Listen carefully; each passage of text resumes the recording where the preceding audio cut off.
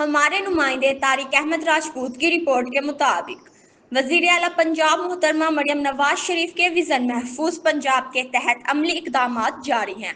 इसी सिलसिले में पुलिस ने लाखों रुपए मालियत के गुमशुदा मसरूका कीमती मोबाइल फोन बरामद कर लिए। इस हवाले से डीपीओ ऑफिस में एक खसूसी तकरीब का इनकाद किया गया, जिसमें district police officer Abdullah Ahmad ने बरामद शुदा मोबाइल फोन असल मालिकान के हवाले किए।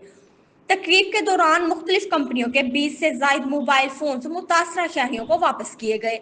गुमशुदा मोबाइल फोन की वापसी पर शहरियों ने पुलिस का शुक्रिया अदा किया और दिली दुआएं दी। डीपीओ अब्दुल्ला अहमद का कहना था कि पुलिस जदीद टेक्नोलॉजी का मौसर इस्तेमाल करते हुए शहरियों की अमानतें वापस लौटा रही है। इनका मजीद कहना था कि शहरियों की जानो माल की हिफाजत को यकीनी बनाने के लिए तमाम मुमकिन इकदाम किए जा रहे हैं।